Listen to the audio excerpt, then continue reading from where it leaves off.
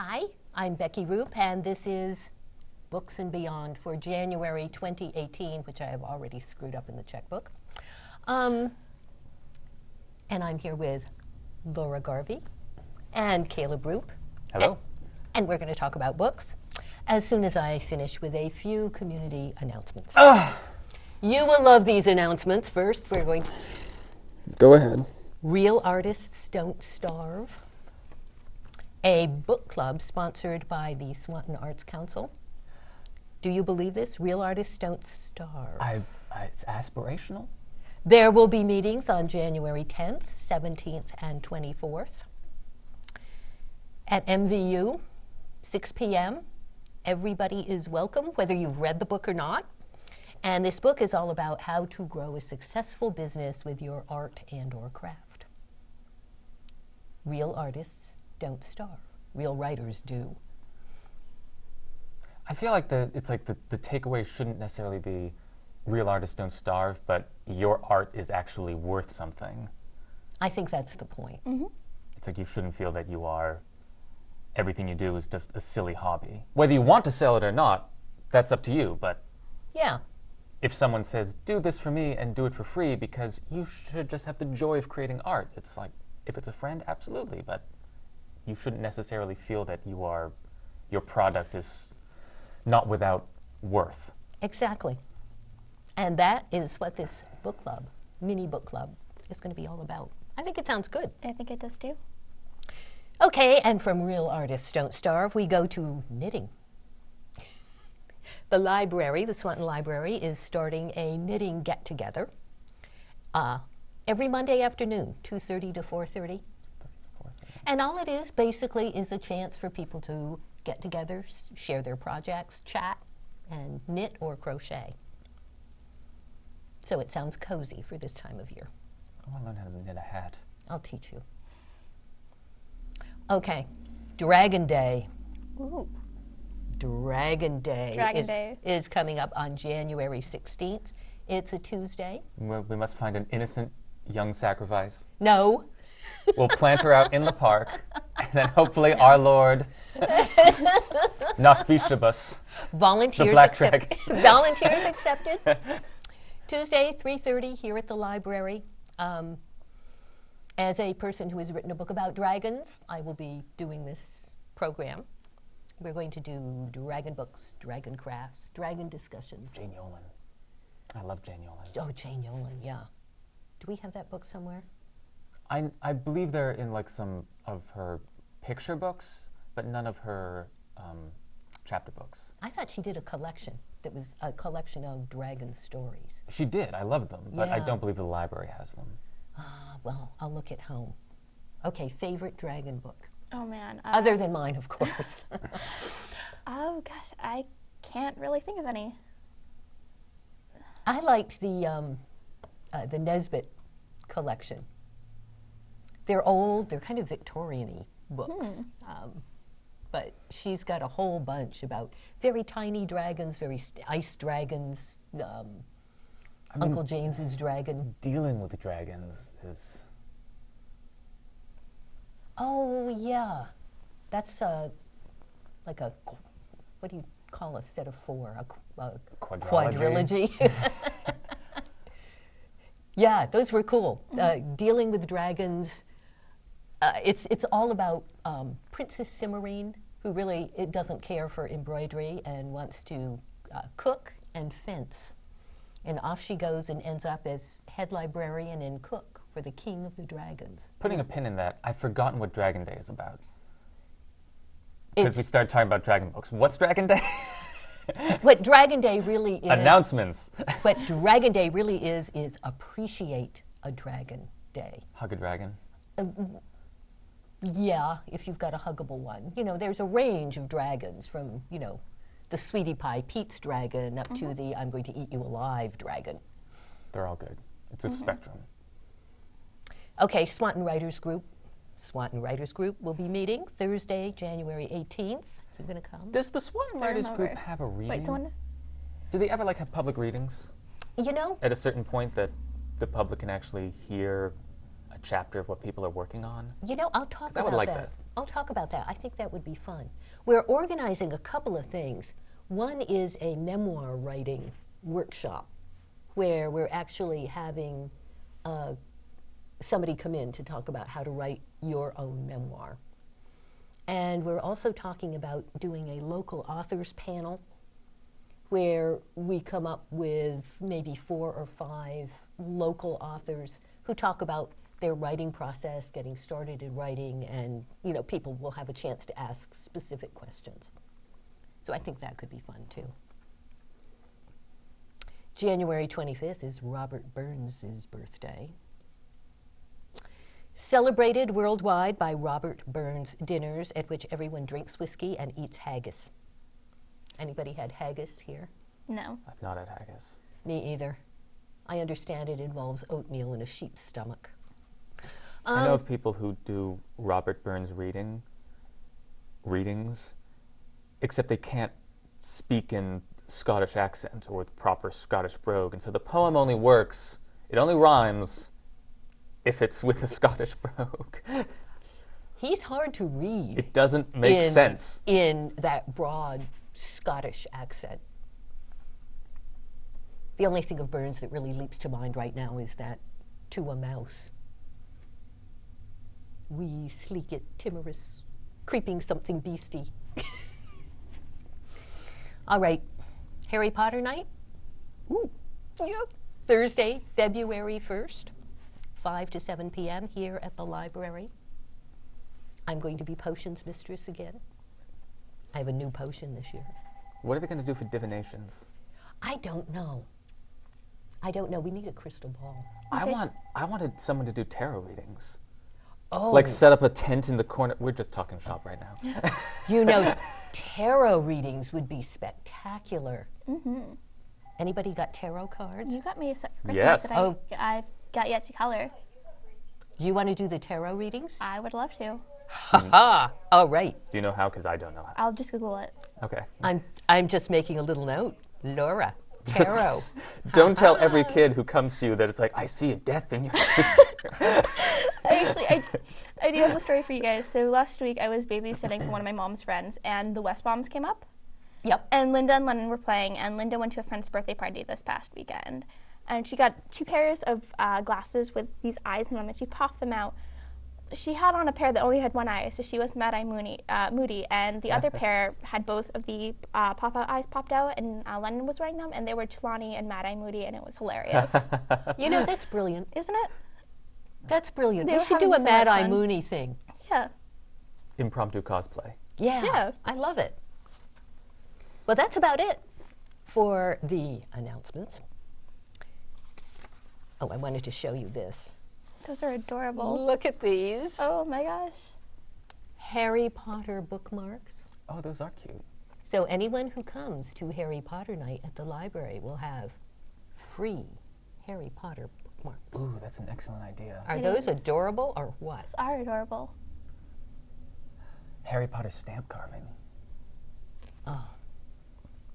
Will you be here? I don't know. Could invite you. We need to stop talking shop. Okay. We need to talk about books. Okay, we're going to do books.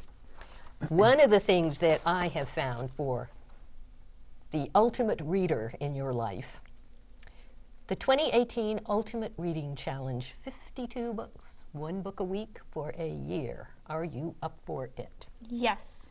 Okay, so this list is all over the place. A book you read in school. Anybody? I Oh, guess. geez. I mean, they're books I could choose. The Chosen by Chaim Potok. That's probably what I would go for. You know, the first thing that leaps to my mind is Silas Marner, which I wouldn't read again if you paid me. What was it? A lot of Shakespeare. Yeah. A book from your childhood. A book published over 100 years ago. Dickens, Austen. Yeah. Oh, I need to read. What's the book about the girl who it's like she's impregnated by the squire's son, and she has a horrible, horrible life, and then she dies. Oh, that's Thomas Hardy. Yep. Tess of the Dubervilles. Tess of the Dubervilles. I need to read that. Well, I think that comes under Victorian novel. It certainly doesn't come under funny book. But the point is that every week you read a different type of book. A book with a name in the title, a book set in your hometown or region. Where can people get the list?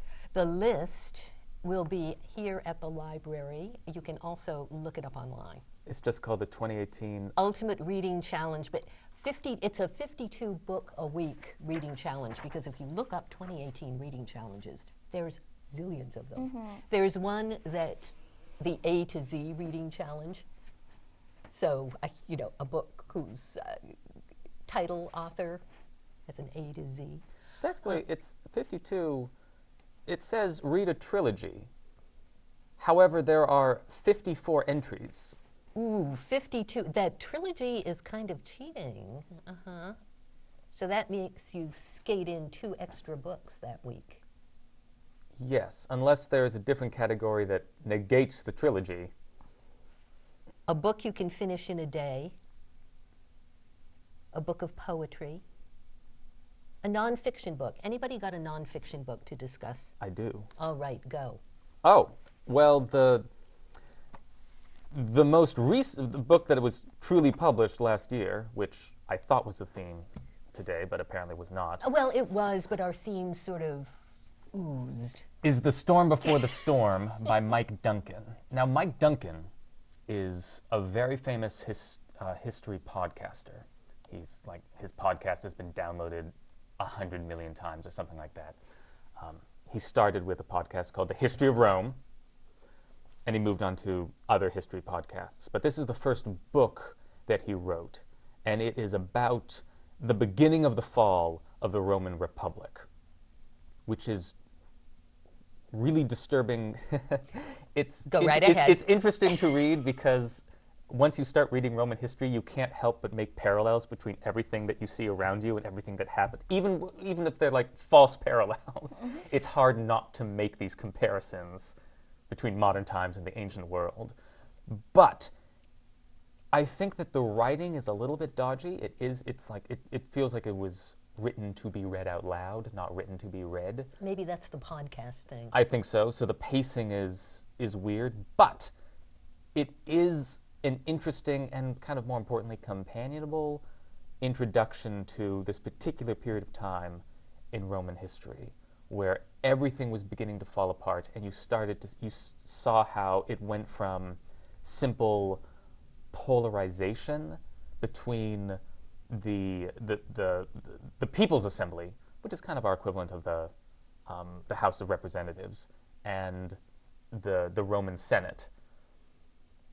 And they started using procedural tactics to sabotage and one-up each other. And it eventually got to the point where they started becoming more and more extreme and reactionary with their political machinations, that eventually it's like the rule of law fell apart.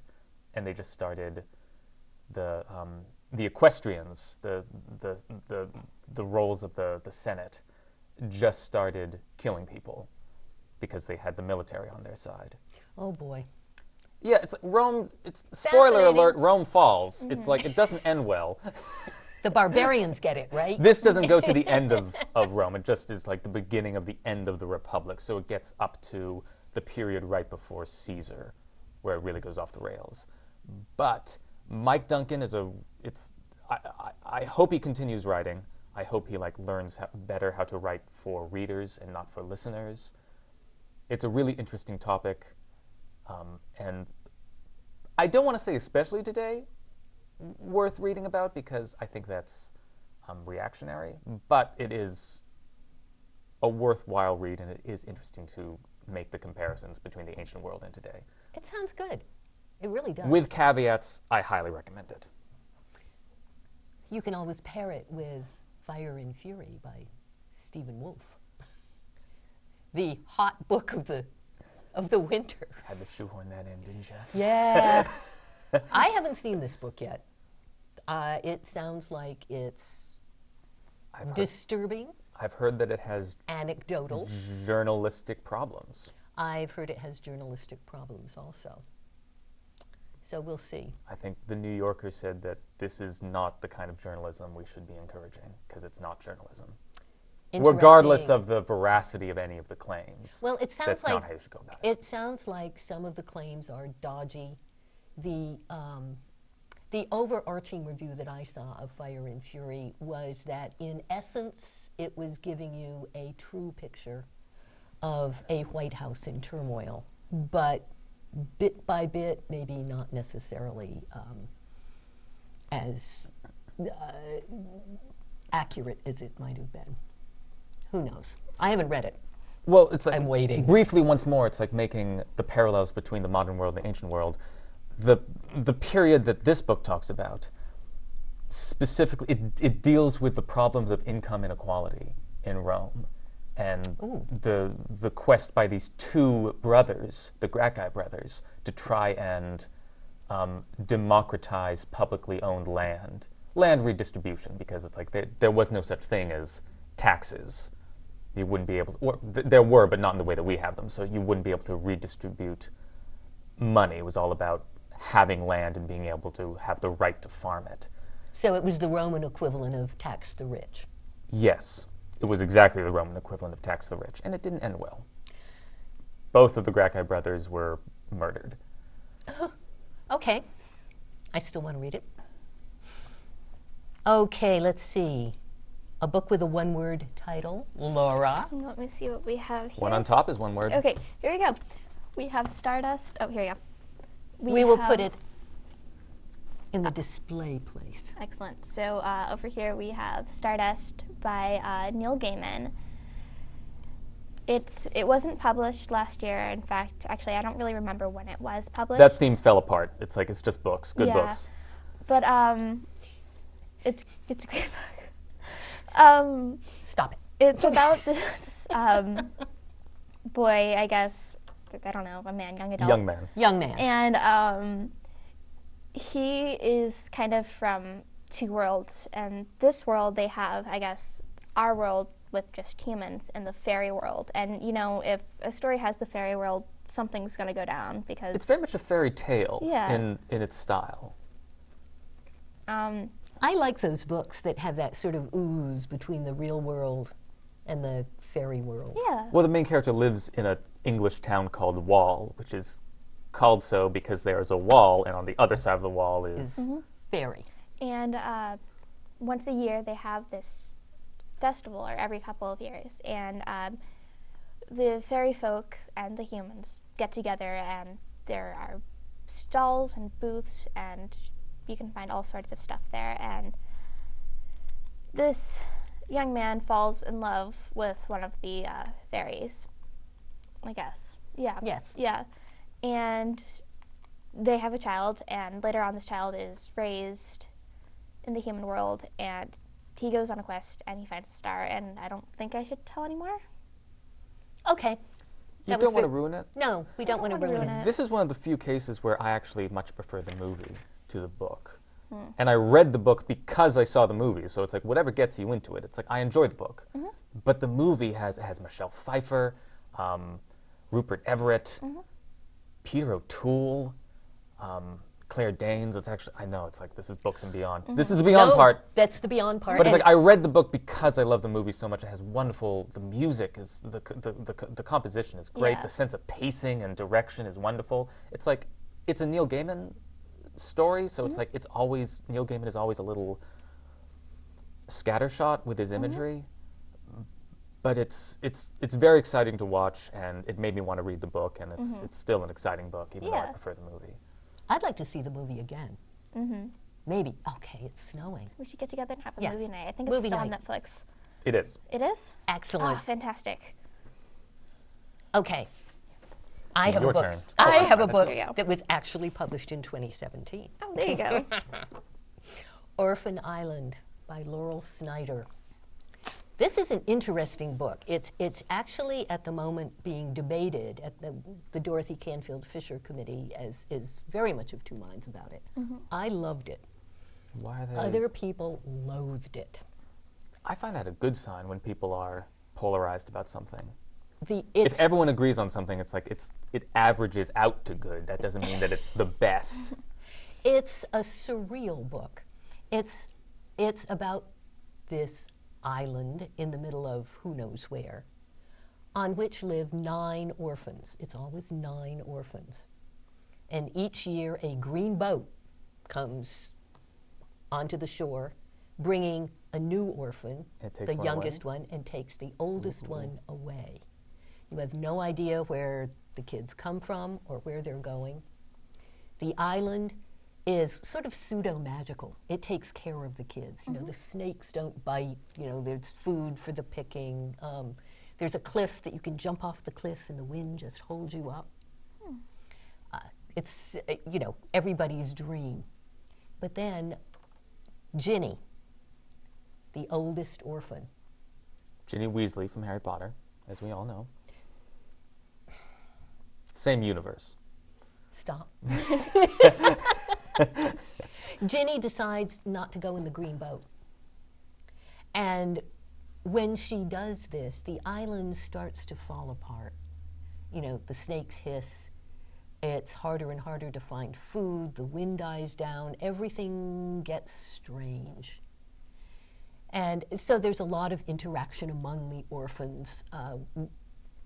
And it's a very open-ended book. You know, you have to be able to live with, no, you don't know what's going on. This is surreal. It's a mystery. I found it fascinating. A lot of people found that aspect of this book frustrating. But I thought there was a lot to talk about. I thought it was very innovative. I'm really hoping that it makes the list. So we'll see. Why did people hate it? The Ginny character is not appealing. Ginny Weasley. She is not Ginny Weasley. Ginny Weasley, as we all know, is totally adorable. Shouldn't have married Harry. Go on. I'm sorry. All right, No, but I'm would sorry. you like to hold the bookmarks? No. Why did people hate it? I'm sorry. I do want to Because know. Ginny inherently was not a pleasant character. She comes across as kind of a selfish, whiny character. So you're not totally on Ginny's side. You don't feel like she necessarily made the right decision for the right reason. And when she... But how can people say that it's They- wrong? If they no one didn't- knows what happens to the children when they leave the island, how can you say whether it's a right decision or a wrong decision? You can't. And, but people objected in that there wasn't a specific character in this book that you related to and said, oh, you know, that's me, that's my favorite, I'm hanging with this character. That's an interesting... It's all Some people feel like you difficult. need to have an interlocutor. And I don't... It is uncomfortable when you read a book in which there is no one you enjoy. But, well, okay, actually that's the difference. Is it a matter of you can't enjoy them or you can't empathize with them? Because there are characters that I don't empathize with, but I enjoy. It's like Dune is full of like these horrible, murderous, imperial Oh, yeah. characters, but it's like there's something respectable about their savagery. Dune. Frank Herbert, don't go beyond book 1. Ever. Well, maybe Children of Dune. All right. That's interesting. All right. Was there a sci-fi book on this list? Again, this was published in 2017. Born by Jeff Vandermeer. Jeff Vandermeer wrote the Annihilation, which is now being made into a movie with Natalie Portman. I loved Annihilation. It's very Me too. Lovecraftian. He shows more than he tells. This is the standalone book. It's not part of a series. It has that similar Lovecraftian flair where something is terrible and you don't know exactly what happened, but he shows you enough of what's happened that it's terrifying, but it's a page turner because you keep on wanting to know more about the world that he's written. Born is set in an unnamed city, after some kind of biotechnological apocalypse, where a company, the company with a capital C, has seeded the city with these biological aberrations, genetically engineered for various purposes, that got completely out of control. And so the city is ruled at this point by Mord. And Mord is a genetically engineered giant flying bear, which is ridiculous until you actually think about bears. And bears are terrifying. They are not nice. They are not fluffy animals. They are not pandas.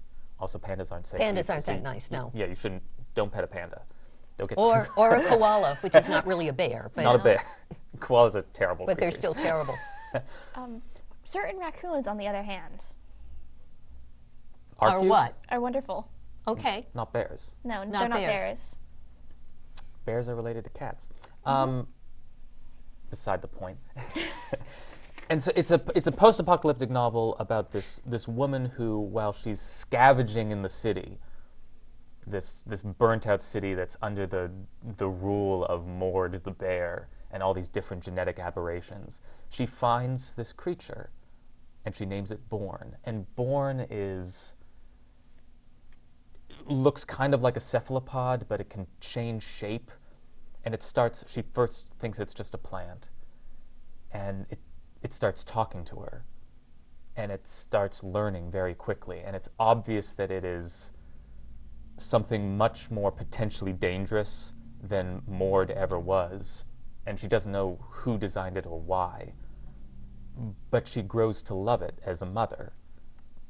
Because she's raising this thing that probably was designed for something horrible, but she's raising it from her point of view. And she tells it you should never kill, and it doesn't understand why you should never kill, because all it really wants to do is kill. So it's basically Rosemary's Baby, and if you're very, very nice to it, it'll overcome the fact that it's actually the devil? Yeah, well, I won't give away what happens, because I love the story, but it's really the journey of seeing this weird world through her eyes, and what's happened to the world, and what is the company, and what were they trying to do? Ooh. Where did they get this technology? Why were they seeding the city with it? Is there anything outside of the city? Okay, I have to read this one I next. adored it. I mean, I loved Annihilation, but I did not like the sequels. This, I feel, is better because it doesn't have sequels, and it stands on its own, and I adored it. Yeah, I loved Annihilation, too. I didn't read the sequels. It reminds me of Cormac McCarthy's The Road. It reminds me of a lighter version of The Road, because The Road is difficult to read. It's just completely... It's brilliant, though. But it's just heart-rendingly, everything is terrible. This is not that. But it has Cormac McCarthy's style of inviting you, showing you what's going on, and not preaching to you. I remember having huge arguments over The Road as to whether The Road had a positive ending or not. It doesn't. Everyone dies. It doesn't. No, everyone dies. You should read The Road. Read The Road. It's good. Everyone dies. I want to talk about this one. Blue Window by Adina Gerwitz. This is not out yet. This is what's called an ARC, or Advanced Reading Copy, Ooh. which I got my paws on through having connections. Blue Window,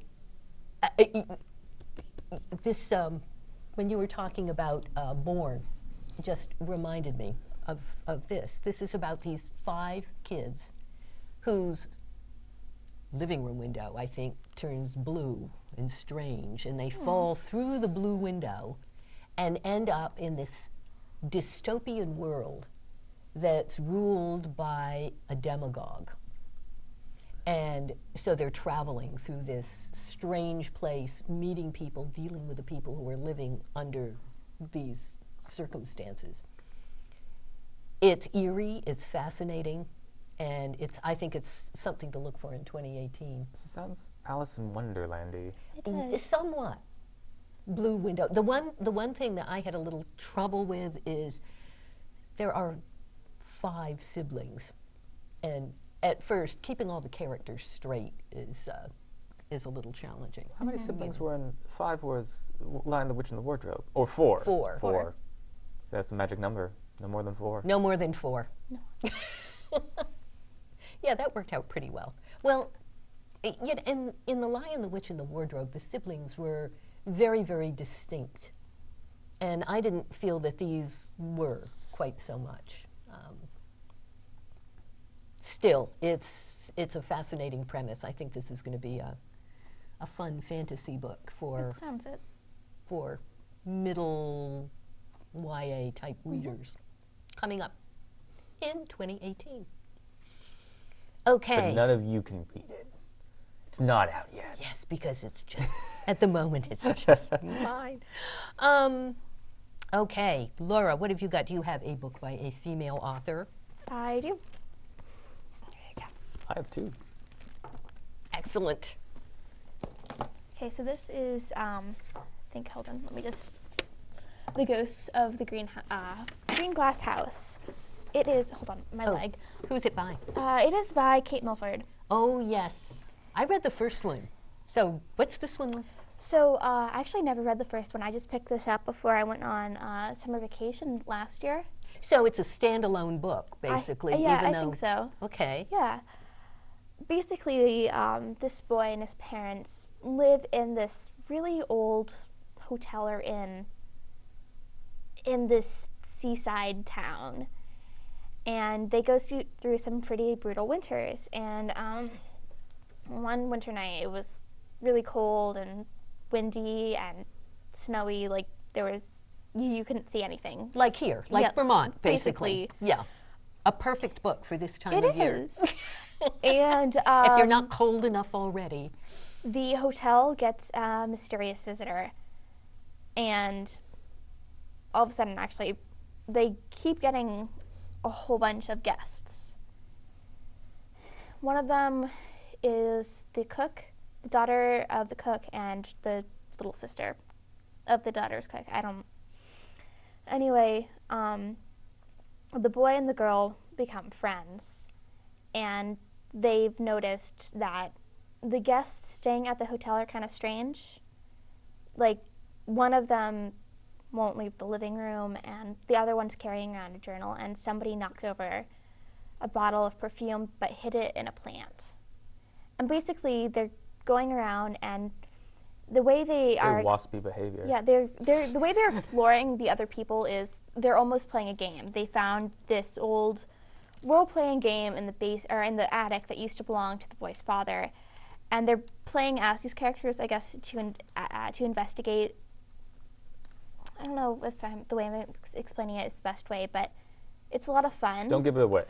There's Ooh. treasure and pirates and glass.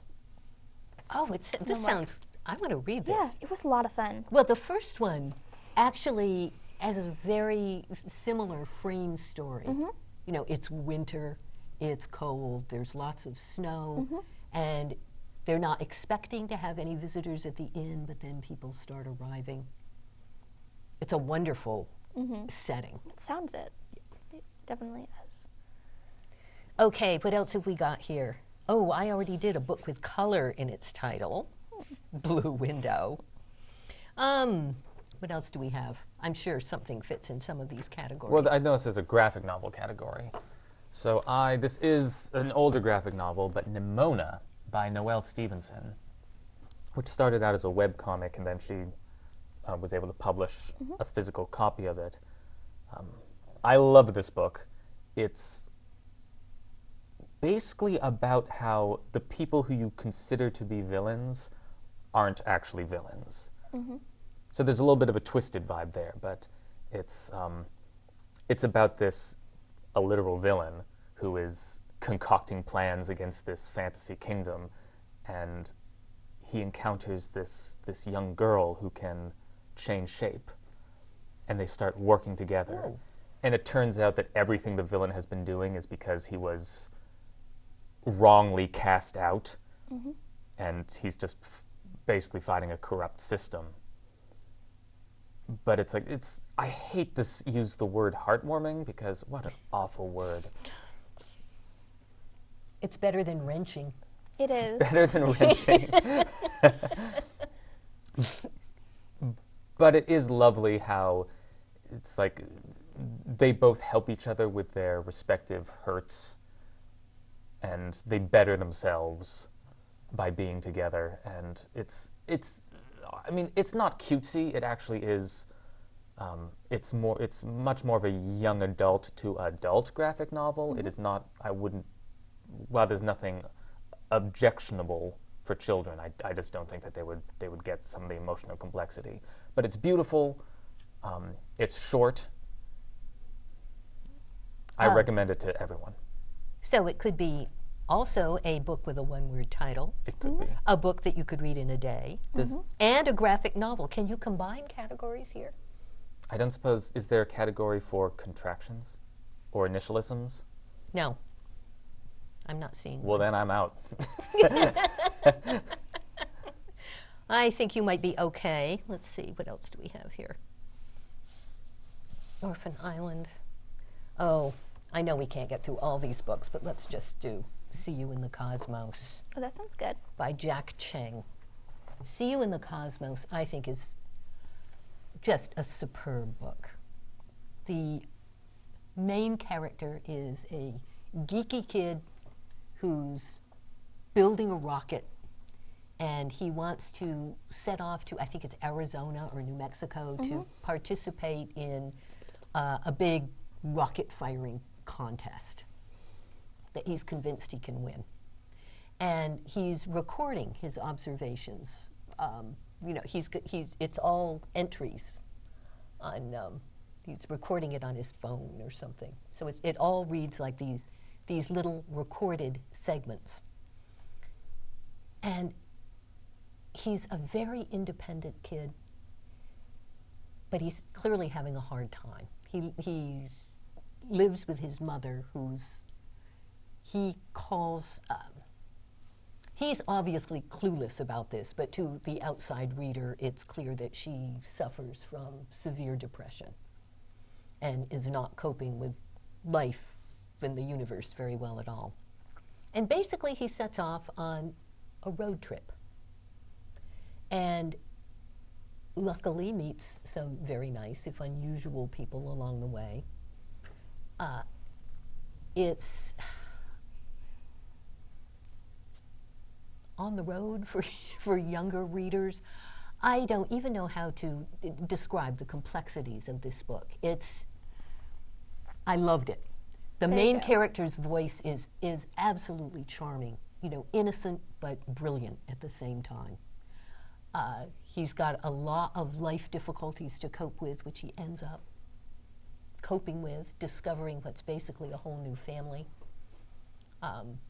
His rocket doesn't work very well, but that's okay. And he's unbowed at the end. It's a very affirmative book. See You in the Cosmos. I loved it. We've probably got time for maybe a couple more quick ones. Yeah. Yeah. All Okay, right. go, Laura. What have you got? All right, so, oh geez. That's all right. Do the book and I'll find you a All category. right, there we go. They're more of a guideline. Here we go. This is Oh, yes. yes, prequel yes. to the Golden His Dark Materials. A bestseller. Yes. A male author. There you go. This is called The Book of Are there Dust. male authors? There are. This is book 1. I can't pronounce it. I think it's La Belle Sauvage. La Belle Sauvage? Sauvage. There you go. And it's a prequel to The Golden Compass. So, you know, this, instead of focusing on Lyra, this focuses more on this 11-year-old boy named Malcolm. So I guess it stays with the same age range. I don't know why that was so hard for me to say. Anyway, he's kind of interested in Lyra and, you know, the dust and everything that is surrounding her.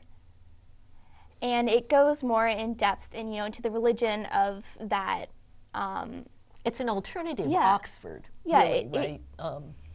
Well, it's like the His Dark Materials series focused on the journey of Lyra and this Yeah. alternate England as they were exploring what is dust and what is this what we would consider what we would call a subatomic particle, and in the book was considered to be the key to the human soul. Yeah. Like, why do people have consciousness? But And of But course, in this, it focuses, as you were saying, it focuses less on the quest for what dust is, but more the institutions of the evil church that runs everything and forbids research and experimentation into that question.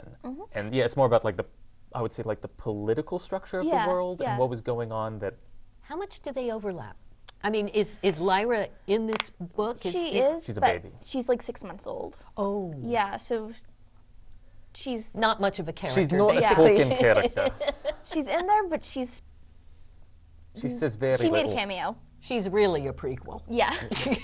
The books are supposed to, it bookends. Yeah. So the first one is a prequel, and then the next two are set after the events of his Dark Materials. Oh, fascinating. I know. I'm so excited to read them. I have got to read the Golden Compass trilogy again because it's ages since I read that. But Read the Golden Compass trilogy. That's. You should. oh, Etsy. a brilliant book. Oh god, I can't remember. I feel like the we recommend that every time. It's like Do we? it's really good. It's really, really good. It is. See, I can't remember the name of it. We might have to look it up later. But I think he wrote another story to, like a companion book to the Golden Compass in 2008. It's vaguely ringing a I bell. don't remember what it's called.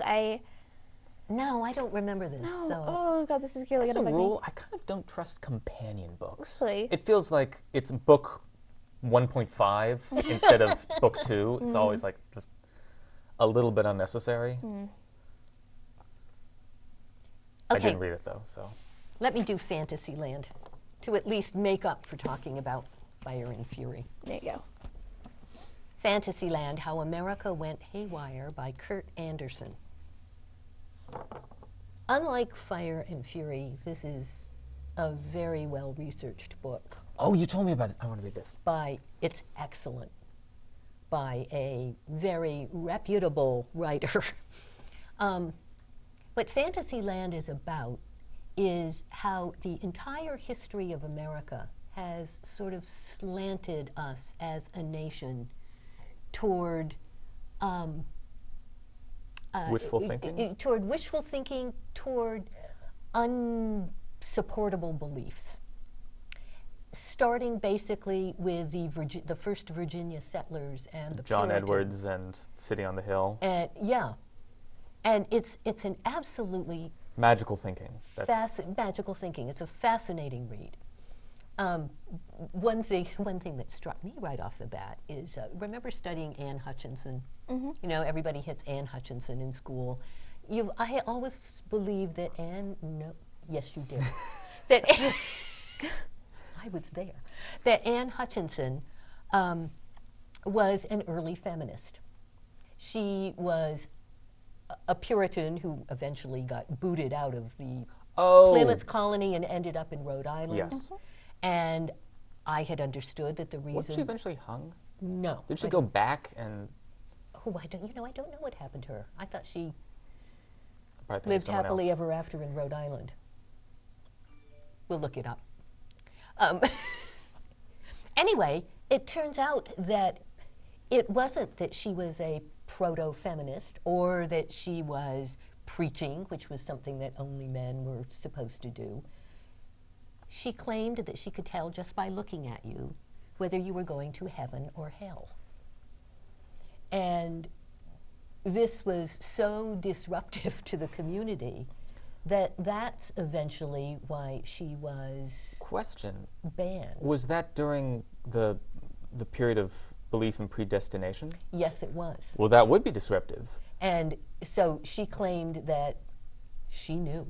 I mean, if you do that, that's basically the equivalent of selling, oh God, what's the word for when Catholics would sell, Take a good No, favors or I don't know no. what It they're was called. it was like you got a chit that said your sins are forgiven. I forget the word for it. Okay. There are No, no no. Catholics in the room. No, we're not going to be filmed while we sit here groping for words. Yeah, But exactly. that would be disruptive. And fraudulent and unfactual. But it's all about this kind of thing, and it's a fascinating take on American history. I really recommend this one. I had forgotten that you had recommended it, and now that I'm reminded, I'm going to take this with me. Maybe. I would add a guess, much better than Fire and Fury. Okay, gang. I suppose that we should call it a day here, since we've been book talking for quite a while, but we're not done. I think we should revisit the book challenge. There you go. Yeah. We'll hit this up a couple months down the pike and see how far along we are. Yeah, there we go. Oh, a book with an appealing cover. We can all do that, right? Okay. I mean, the thing is, you can't double them up. No. So No, it's like, this what if is- like all of the books that had appealing covers also happen to be other categories, but you can't use them now, and all the rest of the books just don't have appealing covers, or they're bad books. You're going to have to find one with I an have to say, appealing cover. I don't Yep. like. I'm not sure about this challenge. Yeah. One book a I'm week, side-eyeing except for the week that you read the trilogy, in which case you will be doing 3 Okay. books a week. So you can't double up, but if it does count for more than one category, just choose one of the categories. Right. Yep. Or you could do another 2018 Ultimate Reading Challenge. There are many, many different permutations. There's one in which it's a color challenge, and you read, each book has to feature somehow a different color. Thematically or visually? I don't know. I mean, people say that Tess of the D'Urberville, Thomas Hardy, uses a lot of colorful descriptions. I don't mean like it's You like could he stretch it. literally describes colors. Well, I was researching a book on the history of color a while back, so I have a whole shelf of books that are titled things like green, blue, red. Maybe I'll do the color challenge. Ooh, that sounds fun. Okay, guys. Thank you, both of you, for being here. Thank you. Yeah. And thank you for being with us on Books and Beyond. I hope you'll be back with us again next month for more book talk. Thanks a lot.